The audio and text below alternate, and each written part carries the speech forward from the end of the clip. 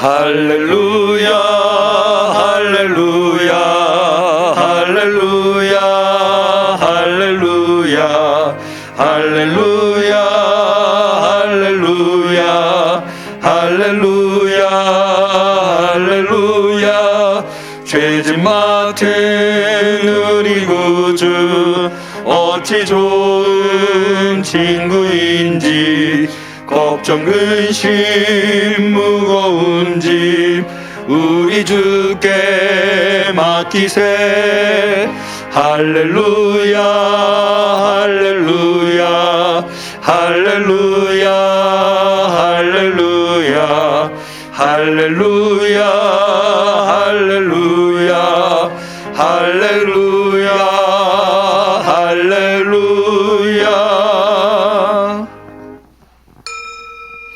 하나님은 영이시니 예배하는 자가 신령과 진정으로 예배할지니라. 아멘.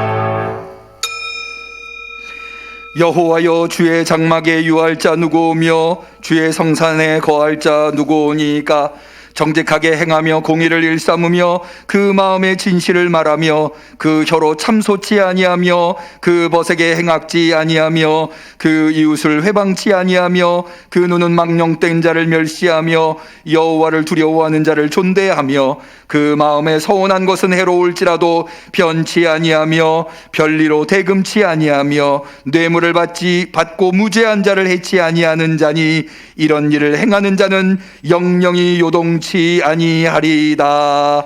아멘. 전능하신 하나님, 하나님께서는 저희들의 모든 마음과 품은 생각을 아시며 하나님 앞에서는 비밀이 있을 수 없나이다. 성령의 감화 감동하심으로 저희들의 심령을 정결케 하여 주사 저희가 하나님을 온전히 섬기며 하나님의 성호를 참되게 높일 수 있도록 참된 예배를 드릴 수 있도록 인도하여 주시옵소서. 예수 그리스도의 이름으로 기도하옵나이다. 아멘.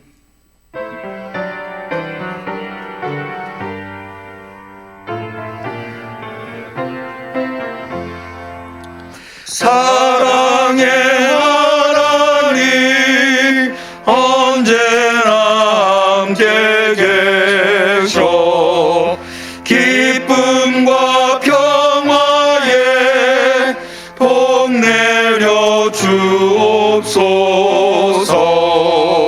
몸과 마음 병들 때 은혜로 지키사 이 세상 악에서 구하여 주소서.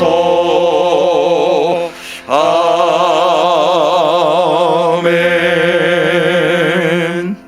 우리에게 나타나신 주님 앞에 우리의 신앙을 고백할 때에 전능하사 천지를 만드신 하나님 아버지를 내가 믿사오며 그 외아들 우리 주 예수 그리스도를 믿사오니 이는 성령으로 잉태하사 동정녀 마리아에게 나시고 본디오 빌라도에게 고난을 받으사 십자가에 못 박혀 죽으시고 장사한 지 사흘 만에 죽은 자 가운데서 다시 살아나시며 하늘에 오르사 전능하신 하나님 우편에 앉아 계시다가 저리로서 산 자와 죽은 자를 심판하러 오시리라.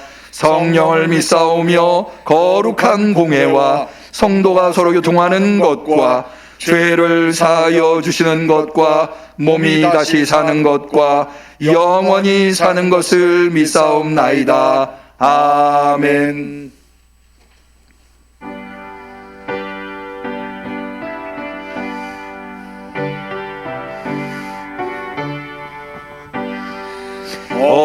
어둠의 권세에서 인생을 건지신 주 길 잃고 헤매이던 우리의 빛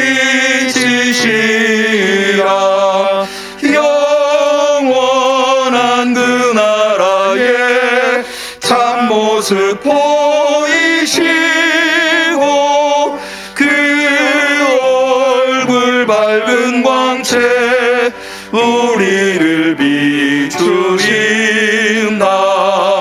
허무와 고독에서 인생을 건지신 주, 외로운 길 홀로 가는 우리의 친구시라. 진리의 험한 고개 싸우며 넘어가는 성도의 발걸음에 구세님 주시도다. 온 세상 오늘 만물 지으신 영광의 주, 참 생명 주시려고 세상에 오셨도다. 우리의 죄와 허물 대속해 주셨으니 영원한 찬양 드림 우리의 주시로다. 아멘.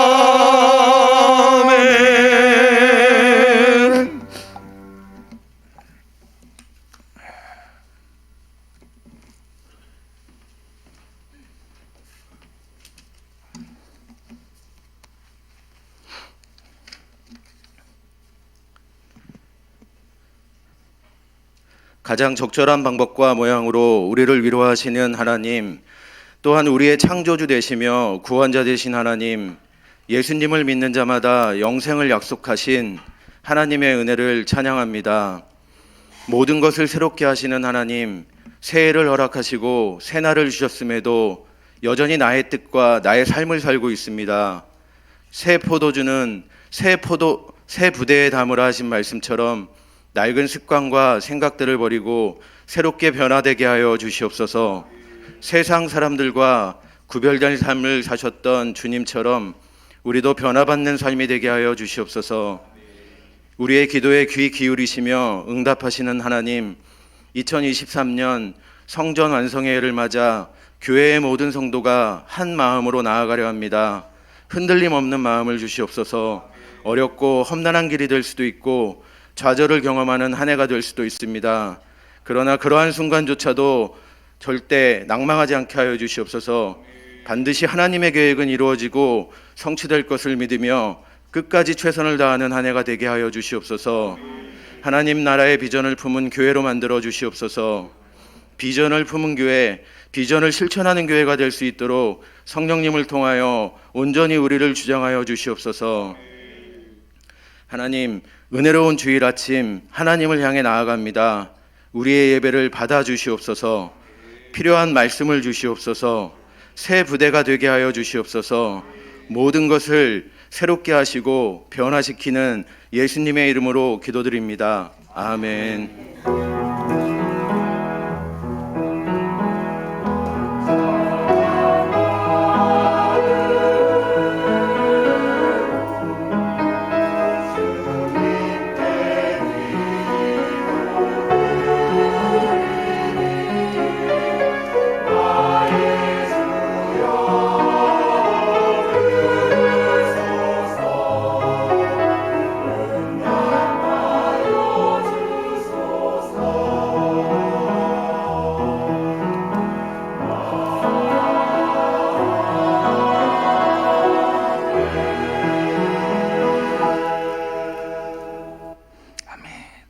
하나님께서 우리의 간절한 기도를 들어주시기를 축원합니다.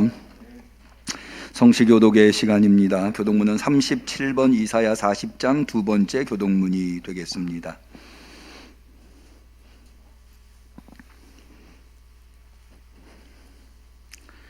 교독문 37번 이사야 40장 두 번째 교독문. 너희는 눈을 높이 들어 누가 이 모든 것을 창조하였나 보라.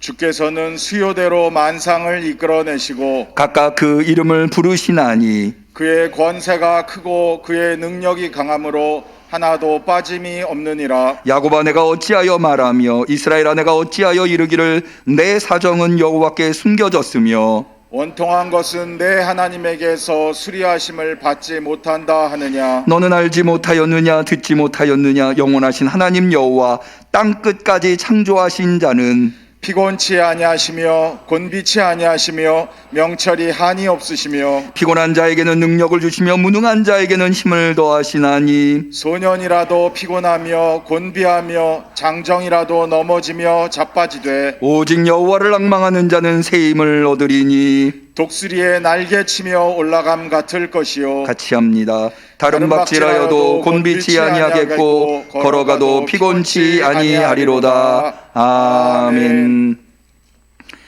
하나님의 말씀은 사도행전 26장 15절에서 18절에 이르는 말씀이 되겠습니다.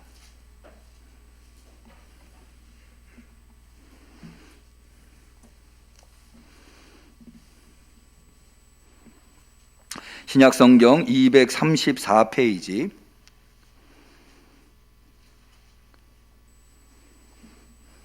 주현절 네 번째 주일에 하나님께서 성심으로 주 앞에 나와 예배드리는 성도님들에게 주신 소중한 하나님의 말씀입니다. 사도행전 26장 15절에서 18절까지의 말씀을 우리 모두 한마음이 되어서 봉독하겠습니다.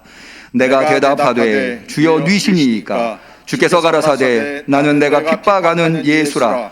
일어나 내 발로 서라. 내가 내게 나타난 것은 곧 내가 나를 본 일과 장차 내가 내게 나타날 일에 너로 사환과 증인을 삼으려 함이니 이스라엘과 이방인들에게서 내가 너를 구원하여 저희에게 보내어 그 눈을 뜨게 하여 어두움에서 빛으로 사탄의 원세에서 하나님께로 돌아가게 하고 죄의 사함과 나를 믿어 거룩해 된 무리 가운데에서 기업을 얻게 하리라 하더이다. 이는 하나님의 말씀입니다. 아멘. 시온 찬양대의 특송이 있겠습니다.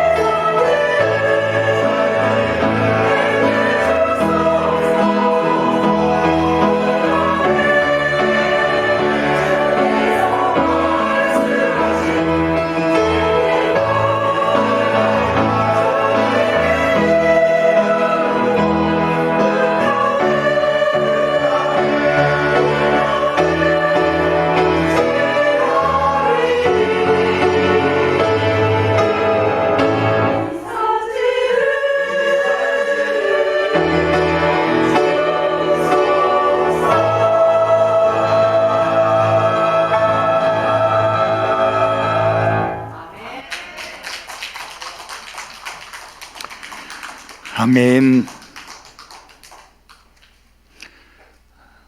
이미 아시는 대로 오늘은 주현절 네 번째 주일입니다. 주현절의 의미는 예수님께서 육신으로 이 세상에 오셨지만 한 인간으로만 오신 것이 아니라 온 인류의 주님으로, 구세주로, 그리스도로 이 세상에 오셨다고 하는 것, 그것을 나타내신 날을 주현, 주님으로 나타나신 것을 기념하는 절기입니다. 이 주현절에 보는 성경을 살펴보면 그 의미가 좀 더 분명하게 되는데요.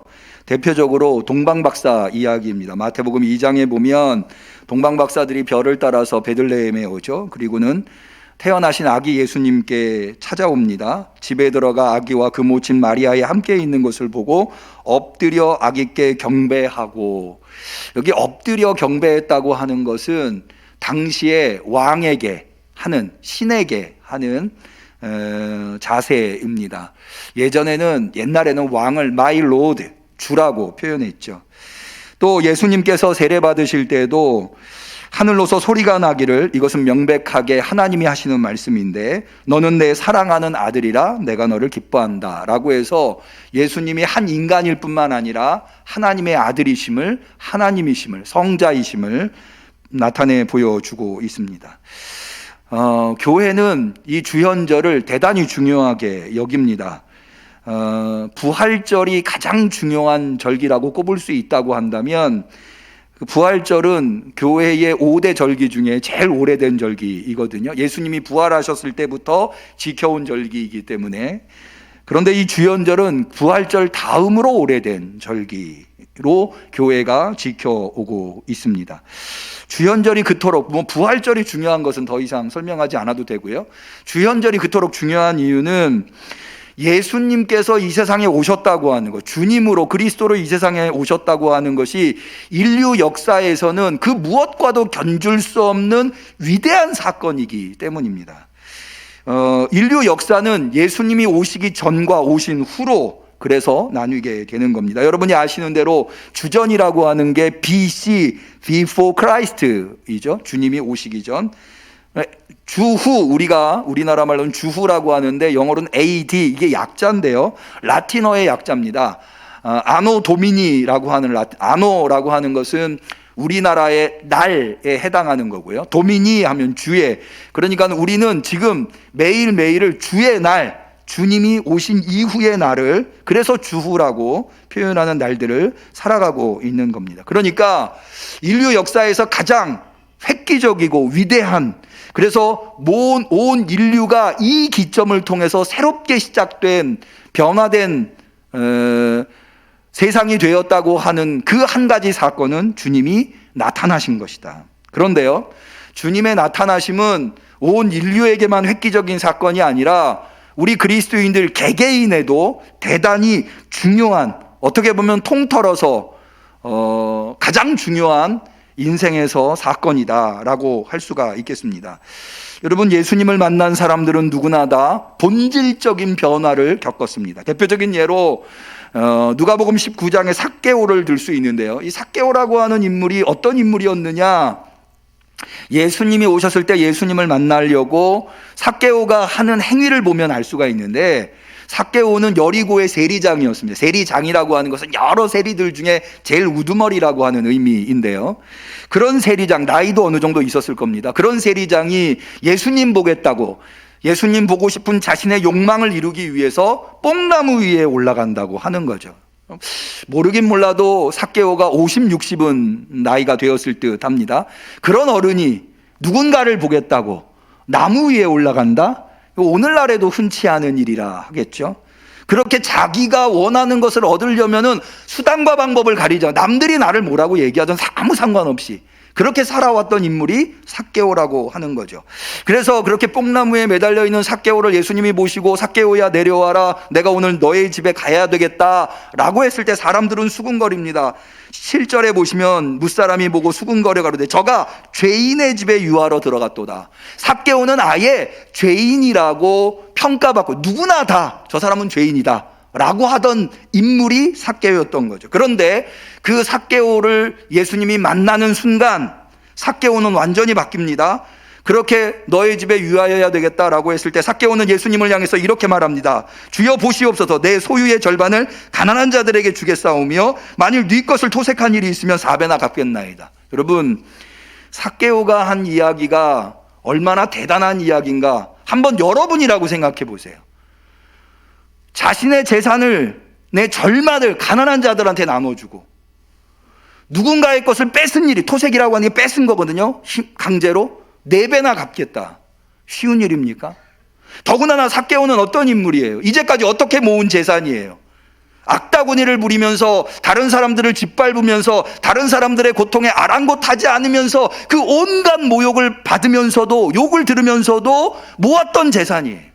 그런 재산을 절반을 가난한 자들한테 주고 누군 것을 빼앗은 것이 있으면 4배나 갚겠다? 쉬운 일이 아니에요. 사실 삭개오의 이런 변화가 오늘날 우리가 볼 때는 성경에 나와 있고 거듭거듭 이야기하니까 별것 아닌 것처럼 생각될 수 있습니다만은 사실 우리들을 한번 생각해 보시자고요. 여러분, 여러분은 예수님 만나기 이전과 이후에 어떻게 바뀌셨어요? 예수님을 저처럼 모태신앙이신 분들은 태어날 때 이미 부모님이 예수님을 믿고 계셨고 그래서 예수님 만나기 이전이 없었다고 생각되신다면 한번 이렇게 생각해 보시면 어때요? 여러분, 만약에 여러분이 예수님을 안 믿었다면 지금 어떤 모양으로 살아가실까요? 사람이 쉽게 바뀌지 않는다고 하는 것, 저는 그것을 뭘 보고 느꼈는가 하면은요, 최근에도 제가 한번 TV에서 여러분 스페인의 그 순례자의 길이라고 하는 길을 들어보신 적 있으십니까? 이 스페인에 가면 산티아고라고 하는 길이 있는데요. 이게 총 810km 정도 되는데 이것을 걸어서 프랑스서부터 시작돼서 스페인의 산티아고에서 끝나는데 이 길이 순례자의 길이에요. 한 810km 정도 되는데 한 달 정도 걸어서 간다고. 이 고행길이에요. 이 길이 왜 생겼는가 하면 산티아고라고 하는 말이 성 야고보, 거기에서 야고보 사도의 유해가 발견됐다고 합니다. 이 얘기가 어떻게 되냐면 원래 야고보 사도가 예루살렘에서 스페인의 산티아고까지 가서 복음을 전하다가 이제 다시 예루살렘으로 돌아와서 예루살렘에서 사도들 중에는 최초의 순교자거든요. 사도 야고보가. 그래서 순교를 당하고 순교당한, 그렇게 왕으로부터 처형당한 사람은 예루살렘에 매장을 할 수가 없어서 그리스도인들이 이 야고보 사도의 유해를 스페인까지 가지고 가서 거기서 묻었기 때문에 거기서 발견됐다. 야고보 사도가 헤롯 왕한테 살해당했다고 하는 것은 성경에 나와 있지만 그 이후의 이야기들은 전혀 성경에 없는데 카톨릭에서는 그런 전설이 있습니다. 그래서 지금도 많은 사람들이 스페인을 방문하면 마드리드를 많이 가십니다만은 마드리드만큼 많이 가시는 이 순례자의 길을 한국인들이 그렇게 많이 간다고 하더라고요. 그런데 여러분, 이게 쉽지 않은 길이거든요. 아까 이야기한 대로 고생길이에요. 그럼에도 불구하고 사람들은 왜 여기를 가죠? 뭔가 거기에서 의미 있는 것을 발견하고 자기 자신의 삶의 변화를 얻겠다고 하는 생각으로 가는 거죠. 그 길을 가면 뭔가 자신에게 의미 있는 변화가 생길 것이라고. 근데요, 산티아고까지 순례자의 길을 갔던 사람들이 변화된 사람이 있느냐? 거의 없답니다. 가기 전이나 그 길을 간 한 달 동안 스페인에서 제대로 먹지도 못하고 그 길을 다 간 사람들이 한결같이 하는 이야기가 이런 거래요. 다 하고 났더니 무슨 생각이 듭니까? 마음에 어떤 성심이랄지, 야, 내가 이제는 이렇게 살면 안 되겠다, 이런 생각이 든 게 아니라 힘들다, 배고프다, 빨리 가서 씻고 싶다, 이런 생각이 주로 든다고. 저는 그 얘기를 듣고, 야, 그렇지, 사람이라고 하는 게 쉽게 안 변하는 거지. 예전에 제가 아주 의미 있는 책을 하나 읽은 적이 있는데, 이거는 임사 체험을 경험한 사람들의 사례를 모아놓은 책이에요. 임사체험이라고 하는 게 뭐냐면, 옛날에는 그런 일이 없습니다만 최근에는 의술이 발달해서 심장마비 같은 것으로 죽은 사람이 한 10분, 15분 정도 죽어 있다가 제세박동기 같은 것으로 심장이 다시 뛰게 되는, 그러니까는 한 10분, 15분, 20분 요 정도 죽은 상태로 있는 거예요. 그러다가 살아난 사람들. 그래서 이런 사람들을 임사체험자, 근사체험자, 죽음에 가까이 있었던 사람. 그런데 이 사람들이 죽음의 순간에 경험했었던 것이 어마어마한 것들을 경험했다 하더라고요. 도저히 인간의 용어로는 형용할 수 없는 엄청난 것들을, 죽었다 살았으니까 이게 얼마나 큰 경험입니까? 그런데 이 죽었다 살아난 사람들이 죽기 이전의 삶과는 전혀 다른 삶을 살 것 같은가? 그렇지 않다는 거예요. 그냥 죽기 이전의 삶이나 죽음을 경험하고 난 다음의 삶이나 크게 다르지 않더라는 거예요. 이게 사람이라고 하는 것이 변화되는 게 쉬운 일이 아니에요. 그런데 예수님을 만난 사람들은 변화됐더라는 거예요. 여러분, 삭개오뿐입니까? 12제자가 다 그랬어요. 예수님의 제자들.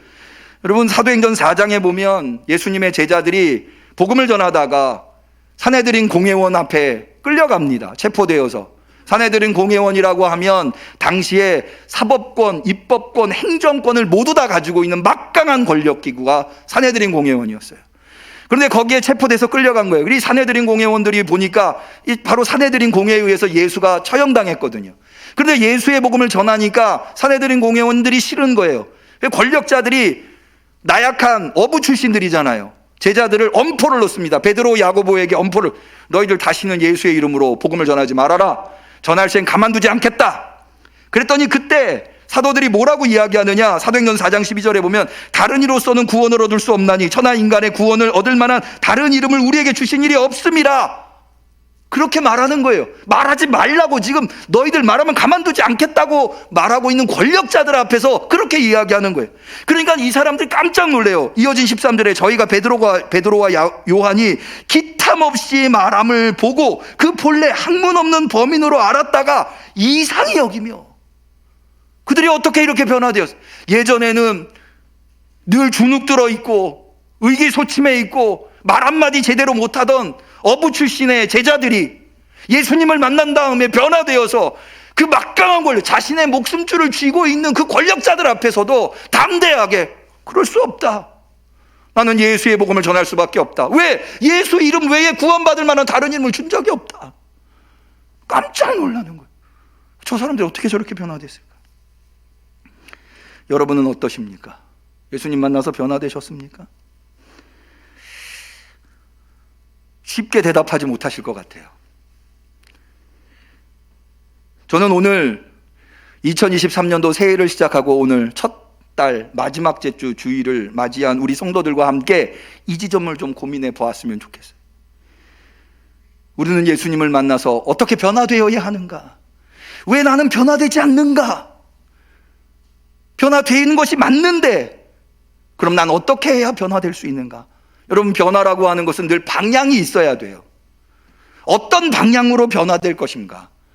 이 굉장히 중요해요. 저는 오늘 바울의 이야기를 통해서, 사도행전 26장에 나오는 바울의 이야기를 통해서 우리 그리스도인들은 어떻게 변화되어야 하는가 라고 하는 것을 우리 성도님들과 같이 고민해 보고자 하는 것입니다. 오늘 본문의 이야기를 좀 보려고 하면, 오늘 본문은 아그리빠 왕이라고 하는 유대의 왕 앞에서 바울이 변론하는 내용이에요. 자신의 변증이라고 하는 건 재판을 받고 있다는 거죠.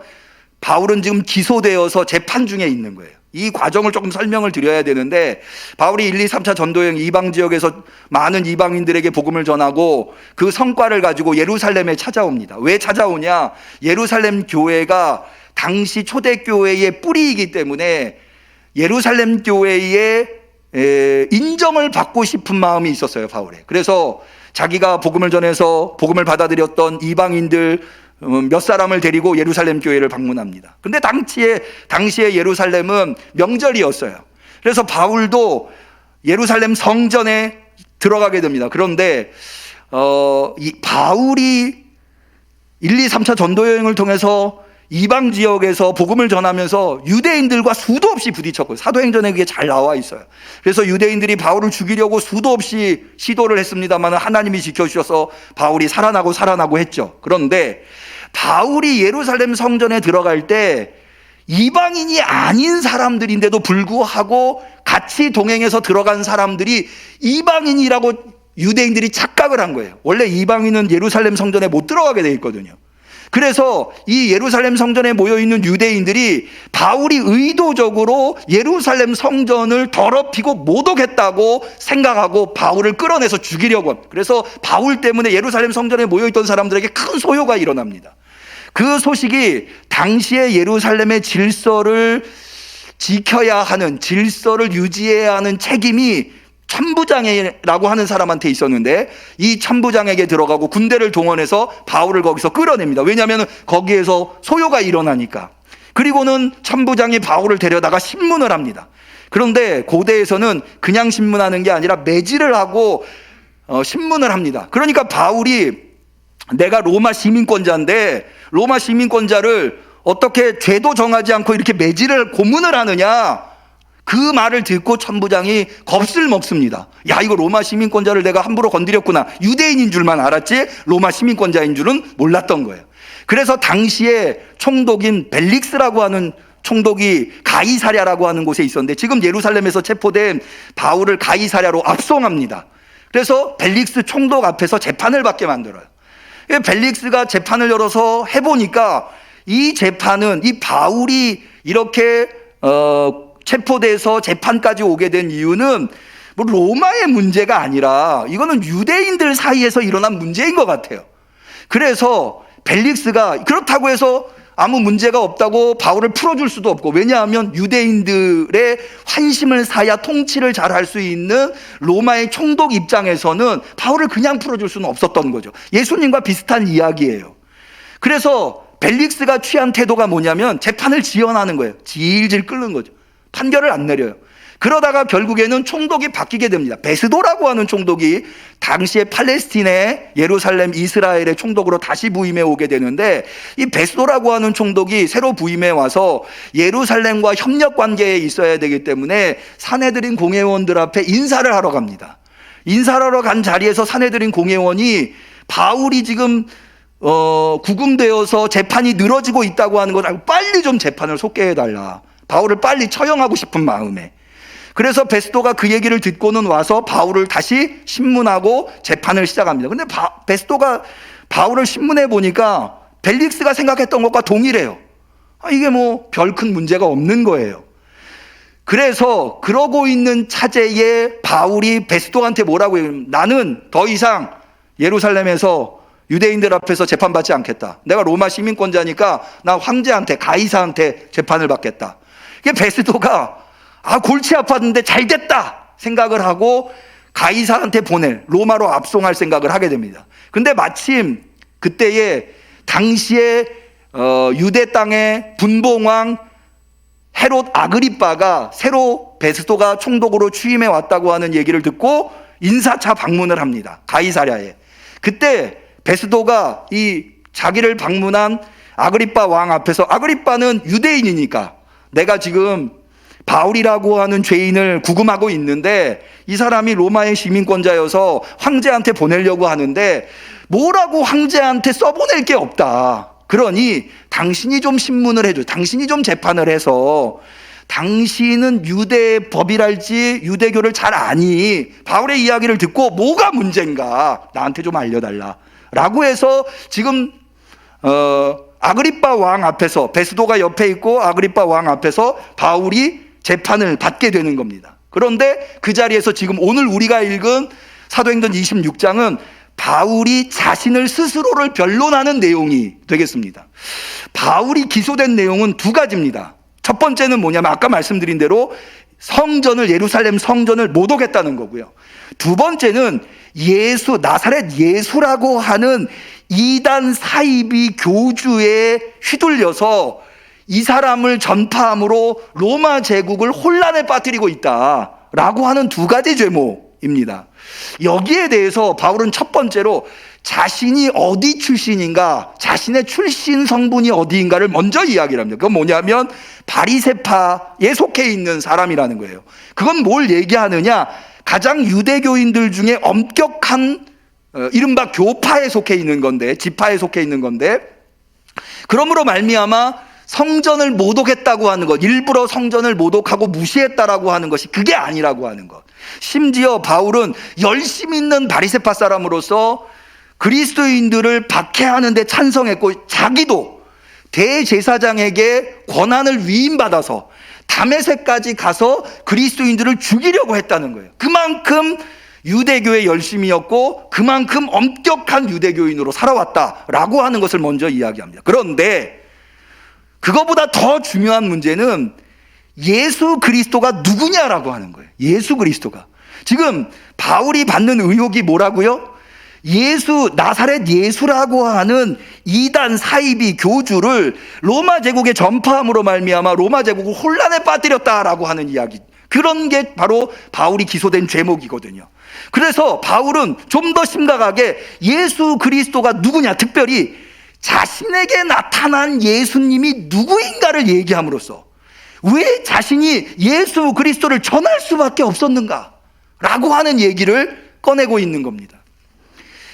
바울이 먼저 예수 그리스도에 대해서 이야기할 때 예수 그리스도를 처음으로 만난 것이 우리가 다 알고 있는 대로 다메섹으로 가던 도상에서 예수님을 만난 거죠. 거기에 대해서 바울이 진술할 때에 나타난 아주 세 가지 특징, 아주 중요하고 두드러진 세 가지 특징이 있어요. 첫 번째는 뭐냐면 빛입니다.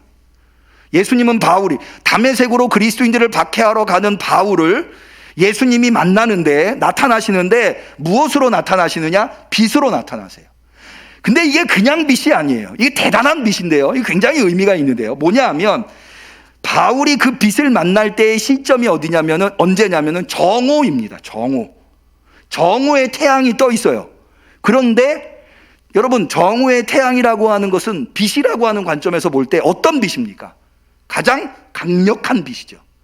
그보다 더 밝을 수 없는 그런 빛이 정오의 빛입니다. 그런데 여기 바울의 진술에 보면 자신에게 나타난 예수님이 빛으로 나타나셨는데 그 빛은 정오의 빛보다 더 밝은 빛이었다라고 돼요. 정오의 빛보다. 여러분, 인간으로서 경험할 수 있는 가장 밝은 빛은 정오의 빛이에요. 그런데 정오의 빛보다 더 밝은 빛을 만나세요. 두 번째는 그 빛은 하늘로부터 쏟아지는 건데 그 하늘로부터 빛만 나타난 것이 아니라 소리가 들리기 시작했어요. 그러면서 이렇게 이야기합니다. 사울아, 사울아. 여기 사울이라고 하는 말은요, 바울의 또 다른 이름인데 어떤 분은 사울이 변해서 바울이 됐다 이렇게 얘기하는 그건 아니고요. 사울은 바울의 유대식 이름이고요. 바울은 바울의 헬라식 이름이다. 이렇게 이해해 주시면 돼요. 어쨌든 예수님께서 다메섹으로 그리스도인들을 박해하러 가는 바울을 향해서 사울아, 사울아, 왜 내가 나를 박해하느냐? 그랬더니 그러면서 예수님이 뭐라고 말씀하시는가 하면 가시채를 뒷발질하기가 내게 고생이라. 그렇게 하늘로부터 소리가 들리니까 바울이 그 소리를 향해서 이렇게 외칩니다. 주여 뉘시니이까. 여러분, 이 이야기들을 좀 잘 기억하실 필요가 있어요. 주여 뉘시니이까. 그랬더니 하늘로부터 다시 소리가 납니다. 나는 내가 박해하는 예수라. 이게 소리의 진상이에요. 자, 먼저 빛이 있었어요. 그 빛은 정오의 빛보다 밝은 빛이었어요. 그 다음에 두 번째로 소리가 났어요. 그 소리의 주인공은 주님이에요. 예수 그리스도라고 하는 주님. 주여 뉘시니이까. 나는 너가 핍박하는 예수라. 마지막 세 번째로 이 소리, 빛과 함께 나타난 이 소리가 바울에게 소명을 줍니다. 일어나 내 발로 서라. 내가 너로 사환이라고 하는 건 심부름꾼을 이야기합니다. 증인을 삼으려 함이니 이스라엘과 이방인들에게서 내가 너를 구원하여. 여기 이스라엘과 이방인들에게서 구원한다고 하는 것은 바울에게 대단히 실제적인 이야기입니다. 왜냐하면 바울은 지금 유대인들과 이방인들에 의해서 체포돼서 지금 구속된 상태에 놓여 있는 거예요. 그런데 예수님이 그를 구원하시겠다는 거죠. 거기에서 건져내시겠다는 거예요. 그러면서 왜 그럼 건져내시느냐? 그 이스라엘과 이방인들의 눈을 뜨게 하기 위해서. 어떻게 눈을 뜨게 하느냐? 어둠에서 빛으로, 사탄의 권세에서 하나님께로 돌아가고, 두 번째로는 죄사함을 얻고, 세 번째는 예수 그리스도를 믿어서 천국이라고 하는 하나님이 주시는 기업을 받게 하려고. 다시 말해서 그 빛과 함께 들린 소리는 바울에게 어떤 사명을 주느냐? 바울을, 지금 구속되어 있는, 감옥에 갇혀 있는 바울을 구원해서 사람들에게 눈을 뜨게 하는데, 그렇게 함으로 말미암아 사람들을 어둠에서 빛으로, 사탄의 권세에서 하나님에게로, 그리고 죄 사함을 받아서 천국을 소망할 수 있도록 그 사명에 너를 사용하겠다 라고 말씀해 주신다는 거예요. 여러분, 이것이 가지고 있는 의미는 아주 중요한 의미들. 이게 바울을 어떻게 변화시켰는가, 바울이 왜 변화했는가 라고 하는 것에 아주 중요한 부분들을 우리한테 알려주고 있는데, 첫 번째로 여러분, 바울은 누구의 종입니까? 바울의 주인이 누굽니까? 자, 오늘 바울은 다메섹에 어떻게 갑니까? 대제사장에게 권한을 위임받아서 대제사장으로부터 권한을 받아서 다메섹으로 가는 중이에요. 그러면 지금 바울의 주인이 누구죠? 대제사장이죠. 대제사장. 여러분, 이 세상에 아직 예수님을 만나지 않은 사람들은 누구의 종으로 살아가고 있습니다. 그들의 주인은 누구입니까? 사람들이에요.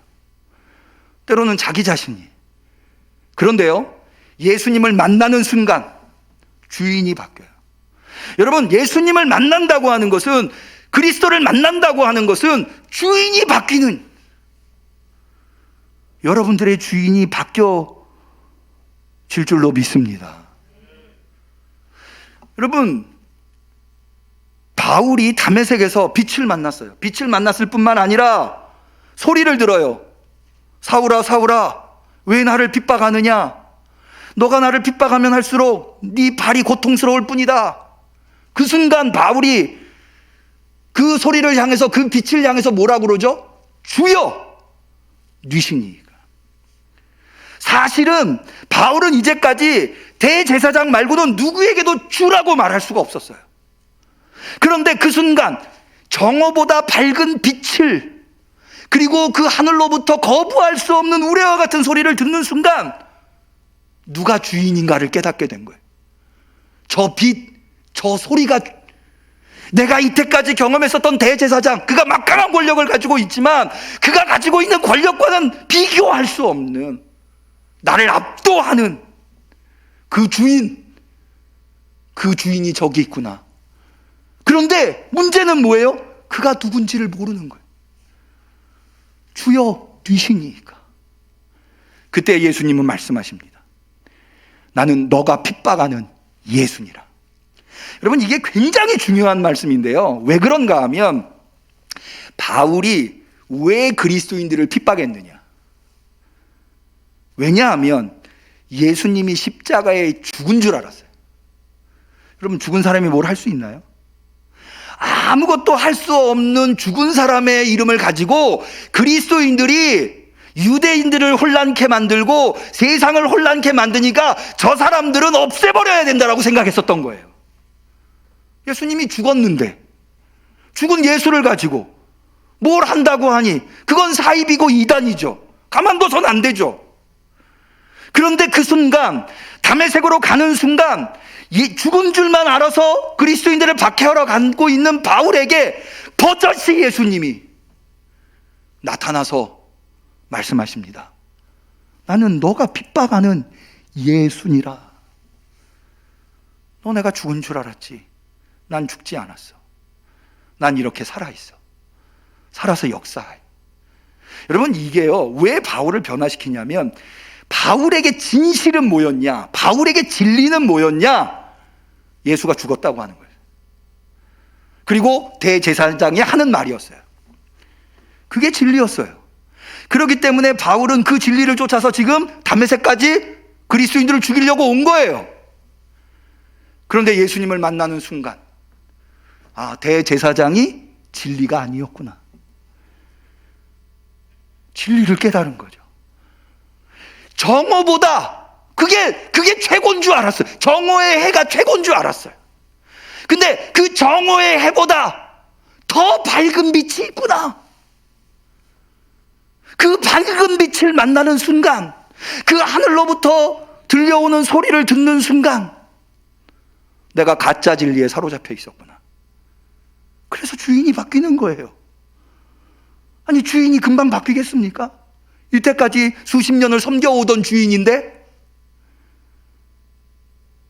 여러분, 참 진리를 경험하면요, 그 이전으로 돌아갈 수가 없어요.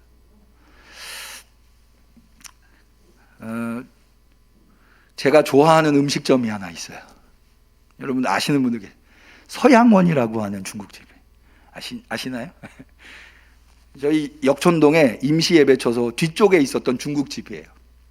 지금도 종종 그 집에 가서 식사를 합니다. 제가 중국 음식을 좋아해서 그런 게 아니고요, 제 마음에 꼭 들어요. 거기 가면 세 가지 때문에 제가 거기를 가는데, 첫 번째, 맛있어요. 서양원 드셔보시면, 그것만 가지고 제가 가는 게 아니고요, 많이 줘요. 그리고 가격이 저렴해요. 짜장면이 얼마 전까지 3,000원이었어요. 요즘 물가가 많이 올라서 5,000원으로 올르셨더라고요. 그래도 5,000원짜리 짜장면이 어디 있어요? 그래서 이 서양원이라고 하는 중국집을 자주 가는데요. 뭐 자주는 아니고 간혹 가는데요. 제가 왜 이 얘기를 하냐면, 한 2주 전에 일산에 목사님을 만나러 갈 일이 있었어요. 근데 그 목사님이 후배 목사님들 왔다고 맛있는 점심을 대접한다고 일산에서 제일 유명하다는 중국집에 데리고 갔어요, 우리를. 이 중국집 이름은 제가 얘기를 안 할게요. 그 중국집이 얼마나 유명하고 맛있냐, 예약을 안 하면 식사를 할 수가 없대요. 그 정도로 유명하대요. 그래서 가서 제일 맛있는 코스 요리로 나왔어요. 근데 제 입맛에는 그거 먹으면서 계속 서양원이 생각이 나. 여기가 더 맛있네. 근데 우리 선배 목사님 한번 서양원에 모셔야 되겠다. 결정적으로 탕수육이 나왔는데요, 너무 딱딱해. 그거 먹으면서 서양원 탕수육은 얼마나 부드럽고 맛있는데. 제가 이 얘기를 하는 이유예요. 여러분, 서양원의 맛있는 음식을 먹어보니까 부작용이 있더라고요. 다른 중국집은 못 가겠어요. 맛없고 비싸고 양도 적고. 참 진리를 만나잖아요, 과거로 못 돌아가는 거예요. 예수님이 참 주인임을 깨달으면은요, 정오의 빛보다 더 밝은 빛을 만나면은요, 그 전에 자기가 진리라고 생각했었던 것들이 다 사라져 버리는 거예요. 여러분, 예수님은 그런 분이세요. 믿으시기를 바랍니다. 여러분들에게 그리스도로 구세주로 나타난 그분은 바로 그런 분이세요. 바울은 그래서 과거로 돌아갈 수가 없었던 거예요. 그렇게 해서 주님을 맞았는데요, 주님이 주신 사명 보세요. 자, 주님께서 바울에게 뭐라고 말씀해요? 내가 너를 구원해서 사람들의 눈을 뜨게 하겠다는 거예요. 어둠에서 빛으로, 사탄의 권세에서 하나님에게로, 천국의 소망을 갖게 하겠다는 거예요. 여러분, 이제까지 바울의 사명은 뭐였어요? 사람 죽이는 거였어요. 사람 잡아다가 고문하고 괴롭히는 거였어요. 그게 대제사장, 자기가 주인으로 섬겨왔었던 그 대제사장으로부터 받은 사명이었어요. 그런데 그 사명 감당하는데 바울은 즐거웠나요? 예수님 뭐라고 말씀하시죠? 너가 예수를 핍박하면 핍박할수록 네 발만 아플 뿐이다. 바울 자신에게도 고통스러운 게 바로 대제사장이 줬던 사명이었어요. 여러분, 오늘날 세상 사람들은 어떻게 살고 있나요?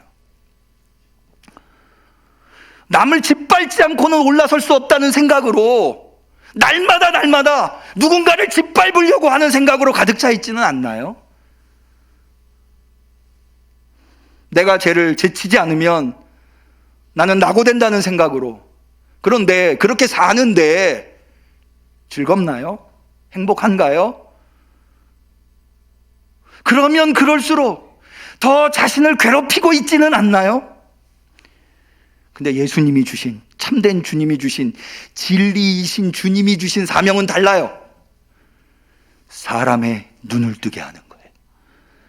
어둠에서 빛으로, 사탄의 권세에서 하나님에게로, 죄사함을 받아서 천국 소망을 바라볼 수 있는 삶으로 사람들을 이끄는 것, 그것이 바로 참 주인이고 참 진리이신 예수 그리스도를 만난 바울이 받은 사명이에요.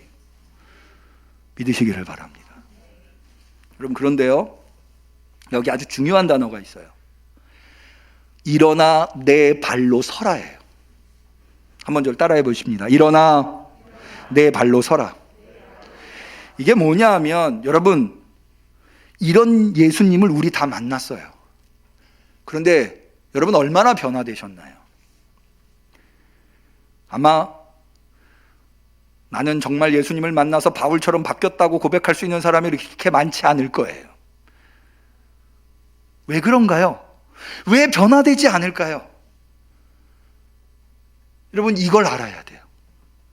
여러분, 세상의 진리는요, 세상의 주인은요, 나를 잡고 휘둘러요. 그래서 내가 일어날 필요도 없고요, 내 발로 일어설 필요도 없어요.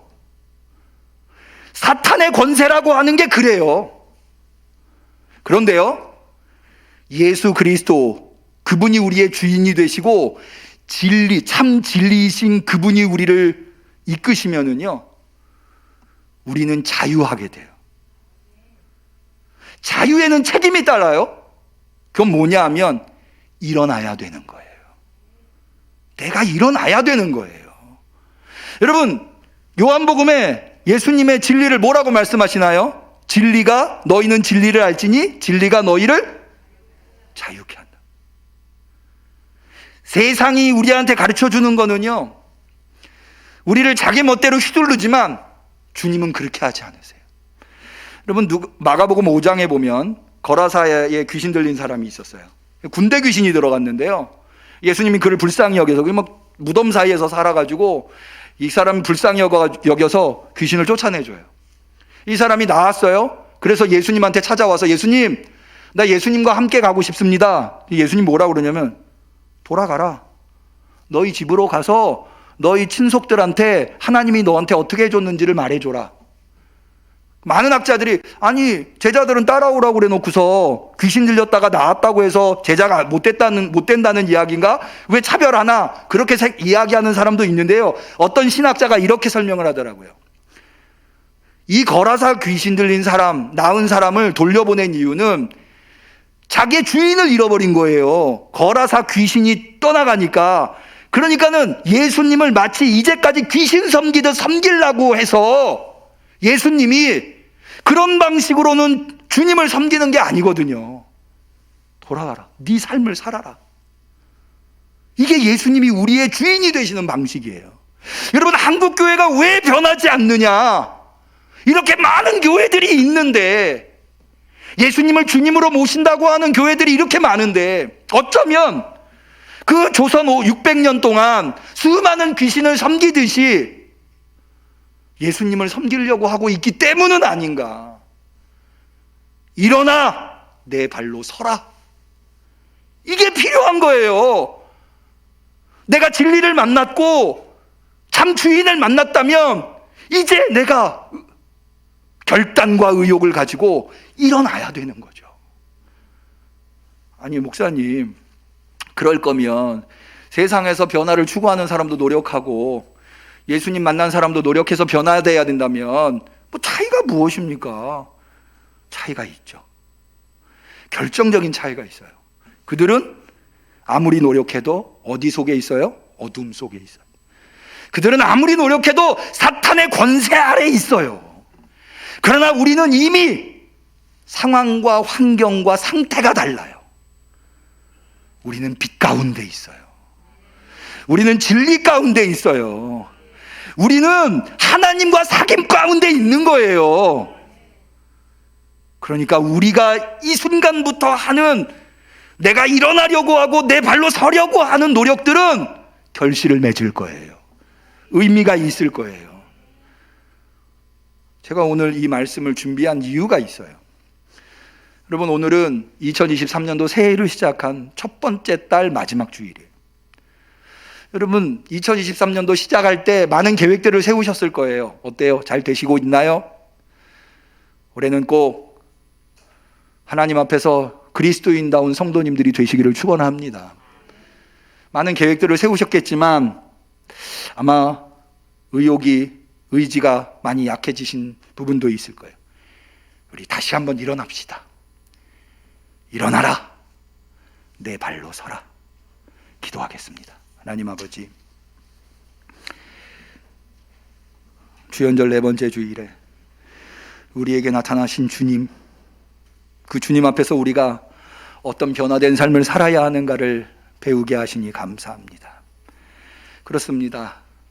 우리는 참 주인을 만났습니다. 참 진리를 만났습니다. 그런데 왜 아직도 우리는 변화되지 않습니까? 주님이 문제가 아니라 내가 일어서지 않았음을, 내가 내 발로 서야 하는데도 불구하고 여전히 주저앉아 있지는 않았는지요. 성령님, 우리 안에 역사하고 계신 줄로 믿습니다.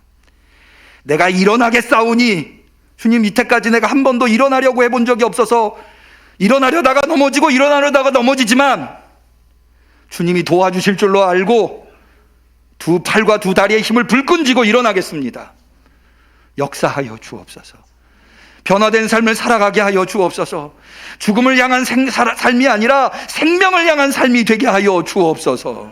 예수님의 이름으로 기도 올리옵나이다. 아멘. 우리는 감사하는 마음으로 이 예물을 드립니다.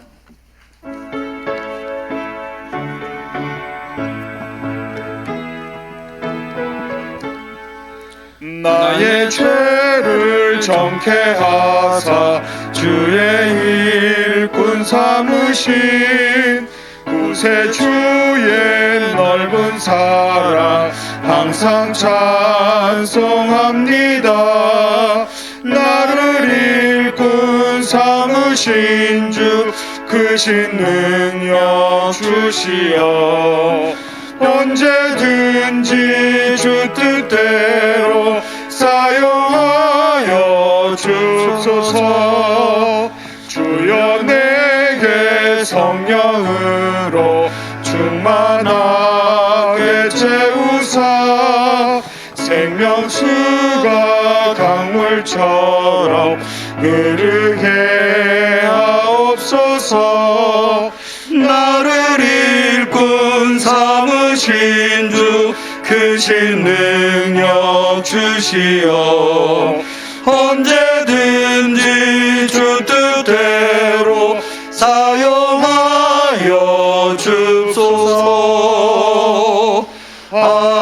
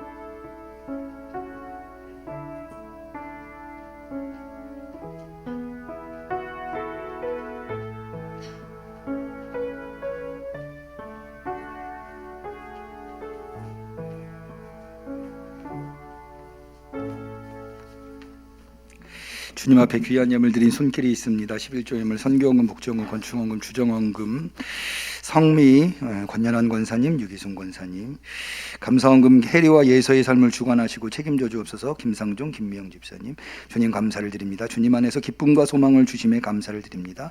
더욱더 주님을 섬기게 하소서. 선희준호, 민호 축복하소서. 성지선 집사님, 범사에 감사 태광자 집사님, 주님 감사합니다. 주님의 세밀한 음성을 따라 살게 하옵시고 종의 길을 인도하심을 감사합니다. 김은정 성도님, 조영선 이정아 집사님, 여호와 일의 하나님 감사님, 정길순 집사님, 범사의 감 유기순 권사님, 구순유 집사님, 박은신 성도님, 무명으로 범사의 감 이완순 집사님, 전정미 이정훈 집사님, 김태현 김사랑 어른이, 이선영 남혜경 성도님 예물 드렸습니다. 기도 올리겠습니다.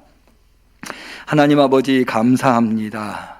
우리도 세상에서 어두움 가운데 사탄의 권세 아래서 허덕이면서 고생만 하다가 이 세상에 죽음을 맞이할 수밖에 없는 인생들이었는데 이렇게 우리를 만나주시고 주님을 알게 하시고 참 진리를 알게 하시고 정오의 태양보다 더 밝은 빛 가운데서 살아갈 수 있도록 놀라운 은혜를 베풀어 주셔서 오늘도 그 은혜에 감사하며 감격하며 주 앞에 나와 성심으로 예배하되 정성껏 준비한 예물을 올려드리나이다. 주여, 우리 성도들이 드린 예물이 이 종의 손에 있지만 우리 성도들은 하나님의 손에 들렸다 믿사오니 믿음대로 되게 하여 주옵소서. 우리 손에 있으면 적은 예물입니다마는 하나님 손에서는 위대하게 사용될 줄로 믿습니다. 결핍 때문에 허덕이고 있는 많은 사람들을 배불릴 수 있는 예물로 우리 응암교회에서 사용되게 하여 주옵소서.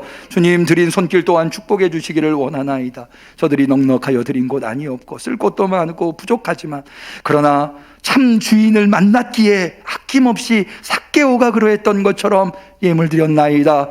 주여, 그들이 손으로 하는 일마다 형통케 하여 주시옵시사. 드려서 부족한 것이 아니라 베풀고 나누고 퍼주어도 부족함이 없는 차고 넘치는 물질을 축복하여 주시옵소서. 주님께 나와 예배 드릴 때 마음에 무거운 짐을 갖고 있는 이들이 있습니까? 다 해결하여 주시옵소서. 우리는 빛 가운데 있는 줄로 믿습니다. 우리는 사탄의 권세 아래 있는 것이 아니라 하나님과의 사귐 안에 있는 줄로 믿사오니 해결하여 주시옵소서. 특별히 아버지 하나님, 육신의 질고로 말미암아 고통당하고 있는 성도들을 위로하여 주시옵시고 치료하여 주시옵시고 낫게 하여 주시옵소서. 나사렛 예수의 이름으로 명하노니 악한 마귀 질병은 떠나갈지어다. 주님의 치료의 손길을 바라여 주시옵소서. 간절히 축복하며 예수님의 이름으로 감사하며 기도 올리옵나이다. 아멘.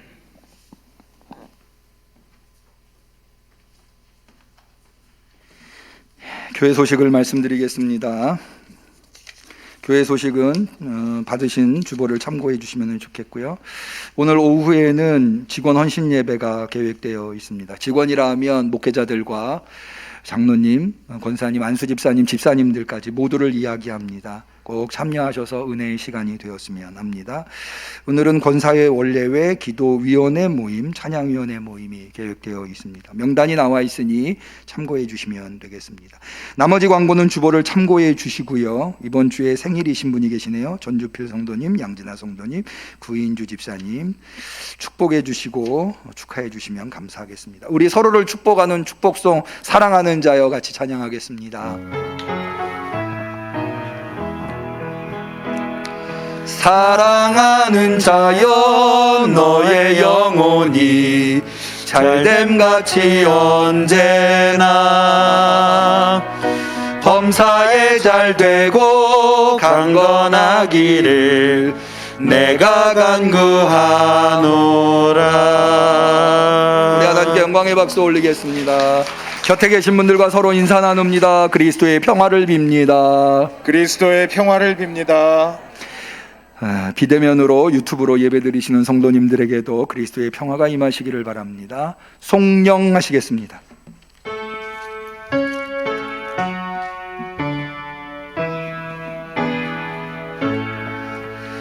성부 성자 성령께 찬송과 영광 돌려보내세. 태초로 지금까지 또 영원 무궁토록 성삼위께 영광 영광